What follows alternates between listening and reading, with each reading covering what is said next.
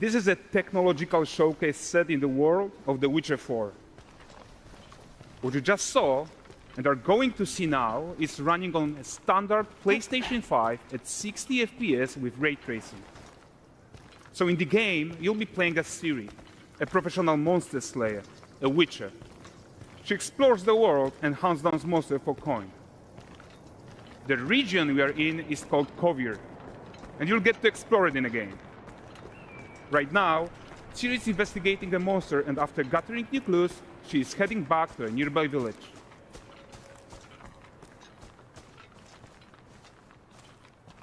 All right, everyone, meet Kelpie. Let weeds be weeds, Kelpie. So just like Geralt and Roach, Ciri has her own loyal companion. We return to town. These two characters need to feel like one. Since you're gonna explore the world on horseback, riding needs to feel seamless, natural, and just fun. Yeah, and to support that, we're introducing multi-character motion matching in Unreal. So Ciri and Kelpie, they're perfectly synchronized when mounting from any angle and speed.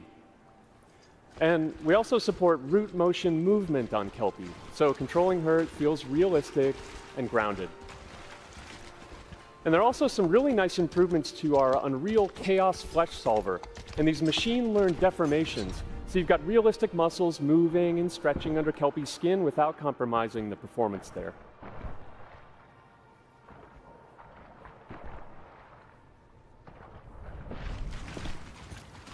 So let's leave Ciri behind for a second and talk about the world itself. So much of the Witcher world is natural, organic, especially Kovir with its dense forest and wild nature. Yeah, and wild nature is hard. And with nanite geometry, we've freed artists from so many of their old constraints. But we don't want to rest until everything we do in Unreal has that same spirit of freedom. There's always more work to do.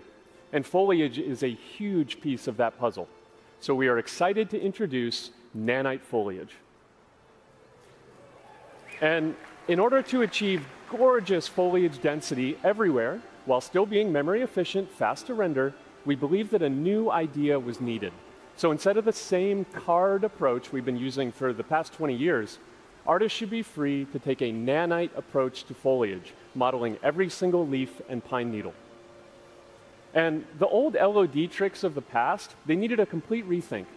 And in their place, it's a new adaptive voxel representation in nanite. It's volumetric, it's fully 3D, it is super fast to render. And these dense clusters of triangles turn into these cubes, which at a distance, they're no larger than a pixel, and they react to the changing light of our dynamic sun and our shadows, and they allow artists to render whatever amount of foliage is needed to achieve their vision without compromise. And no compromise means how ambitious we are when it comes to bringing our vision to life with incredible visuals. But more than that, together with Epic, we created faster way to load the world. We can now bring in more content more quickly for the smoothest possible experience as we fly down to catch up with Ciri.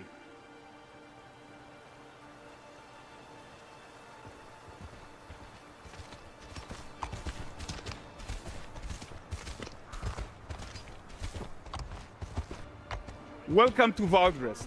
So Valdrest is a port town, a hub for fishing, trade, and mining. It's one of those places where you can meet shady characters or overhear gossip from other lands. It's also where Ciri took on her current contract. High-tech, let's leave Kelpie here and explore the marketplace and food. I'm so excited we can finally show you some of this stuff. Let's see what Valdrest has to offer. Not her again.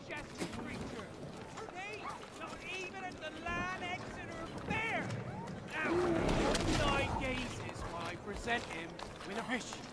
For the furry rascal will often wait, and a bear's weight grants good fortune.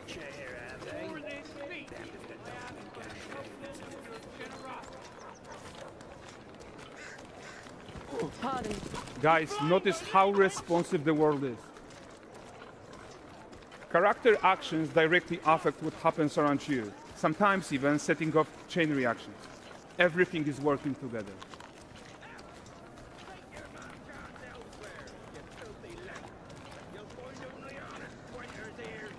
Oh, look at this poor gentleman being taught how to fly by an angry innkeeper.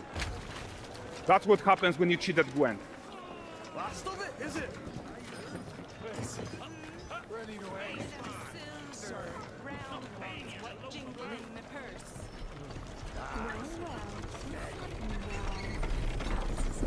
Okay, so this is the guy who gave the series quest his own.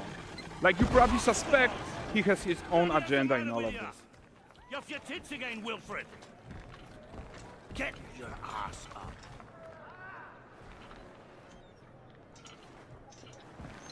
A typical day's toil. Who in? Witcheress. What news of my wagons? No eternity is taking that damn salt to arrive. I found them. And, well, suffice to say, they'll not reach you. As for the salt, I found not one speck. I presume this comes as no surprise to you. Now. Kavir's smuggling trade is of no concern to me. Shush, shush, shush. The manticore that flattened your cart and devoured your men? Quite the opposite. Manticore? No, them winged hellspawn dwell in the arse end of Creighton. While Siri decides what to do about that merchant, let's take a look at the character technology that powers this marketplace. Why don't we listen in on these fishmongers? They're selling their wares, chatting up customers. Morning, catch this is. Won't find none fresher. Bring me ladies after one of those. Get this kind of got it for you. You mind, dearest? Into seeing something more. Got mackerel cod, all Brexit's finest. And there is tons of tech at play here, even in this simple market stall. Metahuman tools, improved Unreal smart objects, chaos cloth, and more. Yeah, and all of this exists to make sure that the gap in quality between Siri and NPCs is as small as possible. Yeah, and closing that gap, it's not just about fidelity, right, but also authenticity. They should react to changes in the world around them. But the prisoner in Pillory isn't exciting enough for Valdrest. Let's grab everyone's attention with a circus.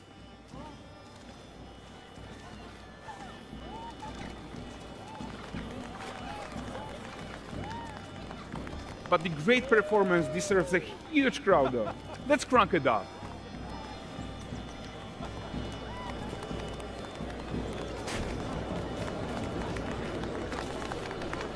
So you are seeing tons of optimizations here to many of Unreal systems, including an entirely new Unreal animation framework, allowing us to fit easily in our 60 FPS budget, not just in rendering, but also with room to spare on the game thread. Over 300 animated skeletal mesh agents all going about their business. And the whole point is to leave breathing room for developers like you to introduce the gameplay and the systems that your players expect, empowering you to make your worlds come to life without Unreal standing in your way. You are right, and that's the open world RPG that we're making. But before we wrap up, how about one final check-in with Siri?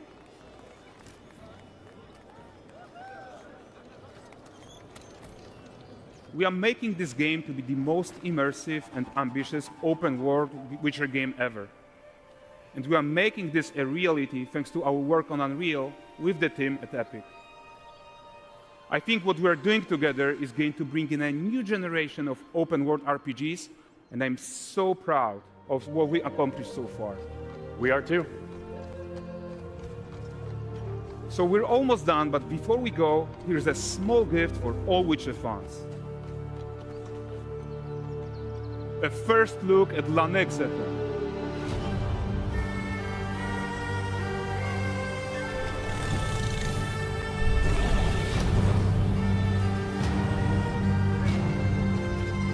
Onward, Kelpie. We've worked.